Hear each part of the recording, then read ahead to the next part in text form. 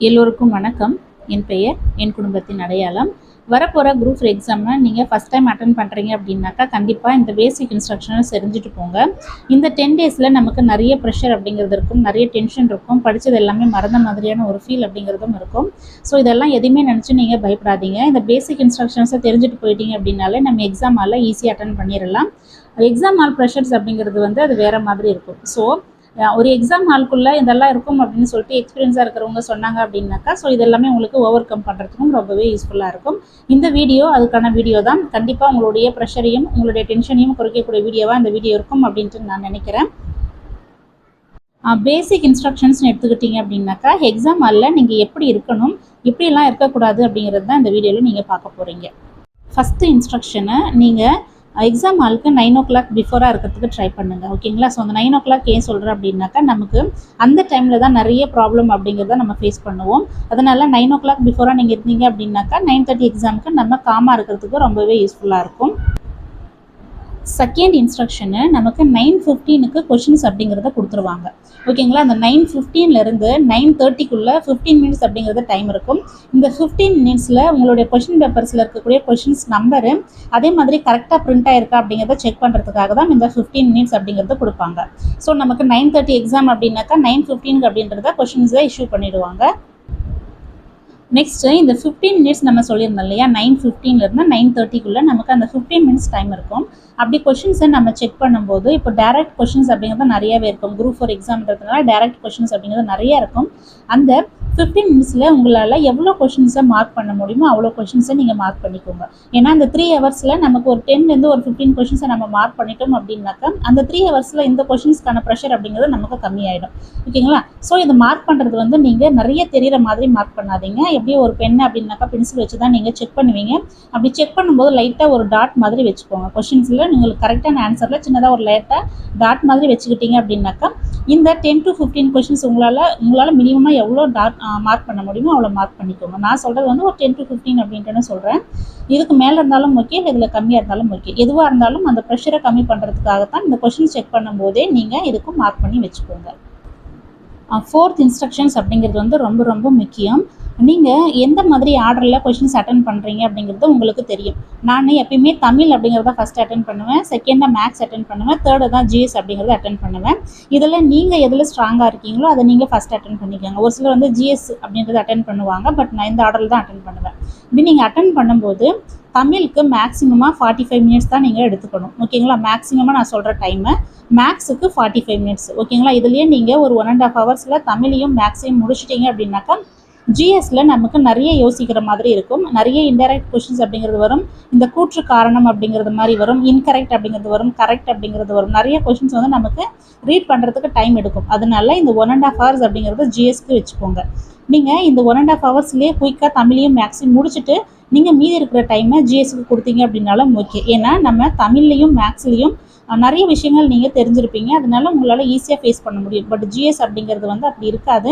கொஞ்சம் நிறைய ட்ரிக்கியான கொஷின்ஸ் எல்லாமே கேட்பாங்க. அதனால் இந்த டைமை நீங்கள் அலோகேட் பண்ணிக்கிட்டீங்க அப்படின்னா இந்த எக்ஸாம் ஹாலில் உங்களுக்கு ப்ரெஷர் அப்படிங்கிறது கம்மியாக இருக்கும். நெக்ஸ்ட்டு 5th பாயிண்ட் எடுத்துக்கிட்டிங்க அப்படின்னாக்கா ஷேட் பண்ணுறது தான். அது ஷேட் பண்ணுறது எப்படின்னாக்கா ஒரு சிலர் 1லேருந்து ஒரு 10 கொஷின்ஸ் அப்படிங்கிறத எடுத்துப்பாங்க. ஓகேவா? 10 கொஷின்ஸாக ஷேட் பண்ணுவாங்க. ஒரு சிலவங்க ஒவ்வொரு கொஷின்ஸை பார்க்கும்போதே அப்படியே ஷேட் பண்ணிகிட்டே வருவாங்க. ஸோ நீங்கள் எந்த டைப் அப்படிங்கிறத உங்களுக்கு தெரியும்.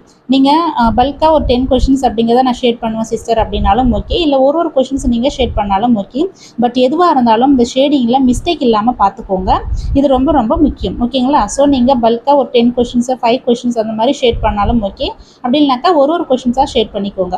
நீங்கள் எதில் ஸ்ட்ராங்காக இருக்கீங்களோ அந்த மெத்தடை ஃபாலோ பண்ணுங்கள். இப்போ எக்ஸாமில் புதுசாக எந்த ஒரு மெத்தடையும் ஃபாலோ பண்ணிக்காதீங்க.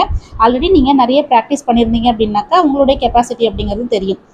10 கொஷின்ஸா இல்லை 1 கொஷின்ஸா அப்படிங்கிற கெப்பாசிட்டி உங்களுக்கு தெரியும். அதனால் அதுக்கேற்ற மாதிரி ஷேடிங் அப்படிங்கிறத பண்ணிக்கோங்க. நீங்கள் ஷேட் பண்ணுறீங்க, ஷேட் பண்ணுறதுக்கு பென் ஏதாச்சும் யூஸ் பண்ணிகிட்ருப்பீங்க இல்லைங்களா? ஸோ அந்த பென்னை எக்ஸாம் அன்றைக்கி போகிற அன்றைக்கி அந்த பென் அப்படிங்கிறத யூஸ் பண்ணிக்காதீங்க. கொஞ்சம் பிஃபோராக எடுத்து அந்த பென் எதுவோ நீங்கள் யூஸ் பண்ணிக்கிட்டீங்க அப்படின்னாலும் உங்களுக்கு யூஸ்ஃபுல்லாக இருக்கும். இப்போது பென் எடுத்துக்கிட்டிங்கனாக்கா டிப்பு கொஞ்சம் திக்காக இருக்கிற மாதிரி பார்க்கணும். நான் ஆல்ரெடி வீடியோ அப்படிங்கிறது கொடுத்துருந்தேன். டிப்பு எந்த மாதிரி இருக்கிறத நீங்கள் செலக்ட் பண்ணி ஷேட் பண்ணணும் அப்படின்னு சொல்லிட்டு. அந்த பென்னோட டிப்பு திக்காக இருந்துச்சு அப்படின்னாக்கா உங்களுக்கு ஷேட் பண்ணக்கூடிய டைம் அப்படிங்கிறது லெஸ்ஸாக இருக்கும். அதே ஷார்ப்பாக இருக்கிற மாதிரி ரொம்ப தின்னாக இருக்கிற மாதிரி எடுத்துக்கிட்டிங்கன்னாக்கா அந்த ஷேடிங் டைம் அப்படிங்கிறது அதிகமாக இருக்கும். அதனால பென்னோட டிப் வந்து கொஞ்சம் திக்காக இருக்கிற மாதிரி எடுத்துக்கோங்க. அதே மாதிரி பென் ப்ராக்டிஸையும் நீங்கள் பண்ணி வச்சுக்கோங்க. இது வரைக்கும் நீங்கள் ப்ராக்டிஸ் பண்ணலை அப்படின்னாக்கா இருக்கக்கூடிய இந்த 10 டேஸில் எடுத்து நீங்கள் சும்மா ஏதாச்சும் ரைட் பண்ணி பாருங்கள், இல்லைன்னா ஷேட் பண்ணி பாருங்கள். ஏதாச்சும் பென் ப்ராக்டிஸ் அப்படிங்கிறது வந்து ரொம்ப ரொம்ப முக்கியம். 7th நீங்கள் எடுத்துகிட்டு போகக்கூடிய பென் அப்படிங்கிறது வந்து ஒரு 2லேருந்து 3 பென் அப்படிங்கிறத எடுத்துகிட்டு போங்க. ஏன் சொல்கிறேன் அப்படின்னாக்கா, சப்போஸ் நம்ம ஏதாச்சும் ஒரு பெண்ணை நம்ம ப்ராக்டிஸ் பண்ணி வச்சுருப்போம், அந்த பென் வந்து நமக்கு ஏதாச்சும் ப்ராப்ளம் அப்படிங்கிறத கொடுக்கும். அதனால் ஒரு 2லேருந்து 3 பெண்ணை நம்ம ப்ராக்டிஸ் பண்ணி வச்சுருந்தோம் அப்படின்னாலும், ஸோ ஒன்று இல்லைனாலும் இன்னொன்று நம்ம மேனேஜ் பண்ணிக்கிறதுக்கு ரொம்பவே யூஸ்ஃபுல்லாக இருக்கும். 8th இன்ஸ்ட்ரக்ஷன்ஸ் அப்படிங்கிறது வந்து ரொம்ப ரொம்ப முக்கியம். இப்போ ஏதாச்சும் நீங்கள் ஒரு கொஷினை பார்த்துட்டே இருக்கீங்க. ஃபார் எக்ஸாம்பிளுக்கு வந்து ஒரு 60 வரைக்கும் உங்களுக்கு எந்த ப்ராப்ளமும் இல்லை. ஒரு 61 கொஷின்ஸ் வந்து உங்களுக்கு ப்ராப்ளமாக இருக்குது, ஒரு டவுட்டாக இருக்குது அப்படின்னாக்கா, அந்த டவுட் கொஷின்ஸை வந்து ஃப்ரண்ட் பேஜாக இருக்கட்டும் இல்லை பேக் பேஜ் ஆகட்டும், இதில் நமக்கு ஸ்பேஸ் அப்படிங்கிறது கொடுத்துருப்பாங்க. எம்டி ஸ்பேஸாக இருக்கும். அந்த எம்டி ஸ்பேஸில் நீங்கள் மார்க் பண்ணி வச்சுக்கோங்க. ஓகேங்களா? ஸோ டவுட் அப்படின்னு சொல்லிட்டு ஹெட்டிங் கொடுத்துட்டு உங்களுக்கு எந்த கொஷின்ஸ் வந்து டவுட்டாக இருக்குமோ, ஃபார் எக்ஸாம்பிள் ஒரு 63 அப்படிங்கிறது எனக்கு டவுட்டாக இருக்குது, ஒரு 70 எங்களுக்கு டவுட்டாக இருக்குது, ஒரு 101, ஒரு 170, ஒரு 180 அப்படிங்கிற கொஷின்ஸ் எல்லாம் எனக்கு டவுட்டாக இருக்குது அப்படின்னாக்கா, இந்த ஃப்ரண்ட் ஆர் பேக் உங்களுக்கு எது கன்வீனியண்ட்டாக இருக்குமோ அந்த பேஜில் மார்க் பண்ணிக்கிட்டீங்க அப்படின்னாக்கா, நம்ம எல்லா கொஷின்ஸுமே கம்ப்ளீட் பண்ணிவிட்டு இந்த டவுட்டாக இருக்கக்கூடிய கொஷின்ஸும் உங்களுக்கு ரொம்பவே யூஸ்ஃபுல்லாக இருக்கும். இந்த மாதிரி நோட் பண்ணிக்கிட்டீங்க அப்படின்னாலும், அதே மாதிரி நீங்கள் எந்த கொஷின் டவுட் அப்படின்னு சொல்லிட்டு மார்க் பண்ணுறீங்களோ, ஃப்ரண்ட் பேக்லேயோ இல்லை பேக்லேயோ எதில் நீங்கள் மார்க் பண்ணாலும் அந்த இடத்துல ஷேடிங்கில் நீங்கள் பார்த்து கரெக்டாக மார்க் பண்ணுங்கள். ஓகேங்களா? ஸோ கரெக்டாக இப்போ எனக்கு 61 அப்படிங்கிறது டவுட்டடாக இருக்குது அப்படின்னு நான் ஷேட் பண்ண போகிறது 62 கொஷின்ஸ் தான். அப்போது நீங்கள் 62ல் தான் நீங்கள் ஷேட் பண்ணுறீங்களா அப்படிங்கிறத ஒன்ஸ் அப்படின்னாக்கா ட்வைஸ் த்ரைஸ் கூட நீங்கள் செக் பண்ணிவிட்டு ஷேட் பண்ணுங்கள். ஓகேவா? டவுட்டட் கொஷின்ஸ் அப்படிங்கிறத நீங்கள் மார்க் பண்ணிட்டீங்க. இப்போ டவுட்டட் கொஷின்ஸ் எல்லாமே கம்ப்ளீட் பண்ணிட்டீங்க. ஒரு 200 கொஷின்ஸை நீங்கள் கம்பல்சரி ஷேட் பண்ணணும். ஓகேங்களா? ஸோ எந்த ஒரு கொஷின்ஸுமே ஷேட் பண்ணாமல் விடாதீங்க. அதே மாதிரி டபுள் ஷேட் வர்ற மாதிரி பார்த்துக்காதீங்க. 200 கொஷின்ஸும் நீங்கள் ஷேட் பண்ணி முடிச்சதுக்கப்புறம் OMR ஷீட்டை ஒன்ஸ் நீங்கள் செக் பண்ணணும். OMR ஷீட்டில் உங்களோட சிக்னேச்சர் இருக்கான்னு பார்க்கணும். அதே மாதிரி இன்விஜிலேட்டரோட சிக்னேச்சர் இருக்கா அப்படின்றது பார்க்கணும். உங்களுடைய தம்ப் இம்ப்ரெஷன்ஸ் அப்படிங்கிறது கரெக்டாக இருக்கா அப்படிங்கிறதும் நீங்கள் நோட் பண்ணி வச்சுக்கணும். ஓகேங்களா? ஸோ இந்த 9 இன்ஸ்ட்ரக்ஷன்ஸை நீங்கள் ஃபாலோ பண்ணிக்கோங்க. இந்த 9 இன்ஸ்ட்ரக்ஷன்ஸுமே நீங்கள் எங்கள் எக்ஸாம் ஹால்குள்ளே ஃபாலோ பண்ண வேண்டிய விஷயங்கள். ஓகேங்களா? ஸோ 10th எடுத்துக்கிட்டிங்க அப்படின்னாக்கா, இப்போ நீங்கள் இந்த கொஷின்ஸ் பேப்பரும் சரி இல்லை இந்த எக்ஸாமும் சரி கரெக்டாக அட்டன் பண்ணலை அப்படின்னாக்கா, தயவுசெய்து அந்த இடத்துலேயே ஸ்டாப் ஆகிடாதீங்க. ஓகேங்களா? ஸோ நெக்ஸ்ட் எக்ஸாமுக்கு படிக்க ஸ்டார்ட் பண்ணிக்கோங்க. நமக்கு நெக்ஸ்ட்டு குரூப் 2 எக்ஸாம் வருது. குரூப் 4 எக்ஸாமுக்கு படிக்கிறவங்க ஓகே. குரூப் 2 எக்ஸாம்ஸ் அப்படின்னும் போது டபுள் டிகிரி முடிச்சிருப்பீங்க. அவங்க எல்லாம் ஒரு குரூப் 2 எக்ஸாமுக்கு போனீங்க அப்படின்னாலும் உங்களோட டிகிரிக்கும் கொஞ்சம் ரெஸ்பெக்ட் கொடுத்த மாதிரி இருக்கும். அதனால நெக்ஸ்ட் வரக்கூடிய எக்ஸாம்ஸ் குரூப் 2 எக்ஸாம் ஆகட்டும் இல்லை குரூப் 2 எக்ஸாம் ஆகட்டும், இந்த எக்ஸாமுக்கு உங்களோட ப்ராக்டிஸ் அப்படிங்கிறத கண்டினியூ பண்ணிக்கோங்க. ஓகேங்களா? ஸோ இந்த எக்ஸாமில் நீங்கள் கம்மியாக மார்க் எடுத்தீங்க அப்படின்னா கஷ்டப்படாதீங்க, ஃபீல் பண்ணாதீங்க. நமக்கு கடவுள் வந்து இன்னொரு சான்ஸ் அப்படிங்கிறத கொடுத்துருக்காரு 2A. அதனால நெக்ஸ்ட் எக்ஸாமுக்கு ப்ராக்டிஸ் அப்படிங்கிறத ஸ்டார்ட் பண்ணிவிடுங்க. ஒரு 1 or 2 days அப்படிங்கிறத டைம் எடுத்துக்கோங்க. பட் இருந்தாலும் நிறைய டைம் எடுத்துக்காமல் உடனே நீங்கள் ஸ்டார்ட் பண்ணிக்கோங்க. ஓகேங்களா? ஸோ இந்த இன்ஸ்ட்ரக்ஷன்ஸ் அப்படிங்கிறது ரொம்பவே யூஸ்ஃபுல்லாக இருக்கும். ஃபஸ்ட்டு வந்து நீங்கள் 9 o'clock எக்ஸாம் ஹால்குள்ளே போயிடுறீங்க.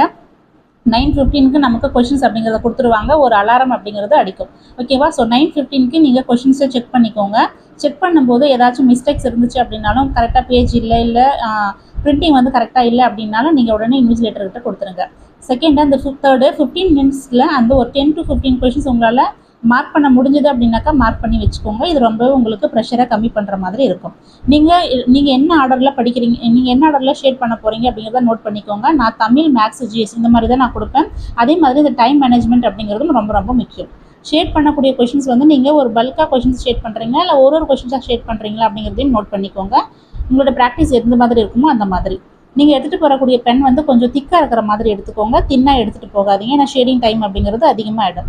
பென் வந்து ஒரு 2 or 3 பென்ஸ் அப்படிங்கிறத கூட கொண்டு போங்க. ஏன்னா நமக்கு நிறைய பென் இருந்தால் மட்டும்தான் ஏதாச்சும் ஒரு பென் ப்ராப்ளம் பண்ணும்போது நம்மளால் அடுத்த பெண்ணை ஆல்டர்னேட்டாக நம்மளால் யூஸ் பண்ண முடியும். நீங்கள் டவுட்டடாக கொஷின்ஸ் ஏதாச்சும் இருந்துச்சிங்க அப்படின்னாக்கா அந்த இடத்துல ஸ்டாப் ஆகிடாதீங்க, டைம் வேஸ்ட் பண்ணிடாதீங்க. நெக்ஸ்ட் கொஷின்ஸ்க்கு மூவ் ஆகிட்டே இருங்க. ஸோ ஃப்ரண்ட்டு பேக்கில் நீங்கள் மார்க் பண்ணி வச்சுக்கோங்க. இதெல்லாமே நீங்கள் 200 கொஷின்ஸை கம்ப்ளீட் பண்ணிவிட்டு மறுபடியும் இல்லை அப்படின்னாக்கா இப்போது ஏதாச்சும் ஒரு கொஷின்ஸ் வந்து நமக்கு ரிப்பீட் ஆகிற மாதிரி இருக்கும். ஸோ அதனால் இந்த மாதிரி கொஷின்ஸை நீங்கள் மார்க் பண்ணிங்க அப்படின்னாலும் நமக்கு மார்க் அதிகமாக வரதுக்கு சான்சஸ் இருக்கும். லாஸ்ட்டாக OMR ஷீட்டில் சைன் இருக்கா, தம்ப் இம்ப்ரெஷன்ஸ் இருக்கா அப்படிங்கிறத செக் பண்ணிக்கோங்க. லாஸ்ட்டாக நெக்ஸ்ட் எக்ஸாமுக்கு நீங்கள் உங்களுடைய ப்ராக்டிஸையும் ஸ்டார்ட் பண்ணிவிடுங்க. கண்டிப்பாக இந்த வீடியோ அப்படிங்கிறது வந்து உங்களுக்கு ப்ரெஷரை கம்மி பண்ணுறதுக்கான ஒரு இன்ஸ்ட்ரக்ஷன்ஸை கொடுத்துருக்கும் அப்படின்ட்டு நான் நினைக்கிறேன். கொடுத்துருந்துச்சு அப்படின்னாக்கா மறக்காம என்னோட சேனலை சப்ஸ்கிரைப் பண்ணிக்கோங்க. இந்த வீடியோக்கு ஒரு லைக்கும் கொடுத்துருங்க. All the best. தேங்க்யூ.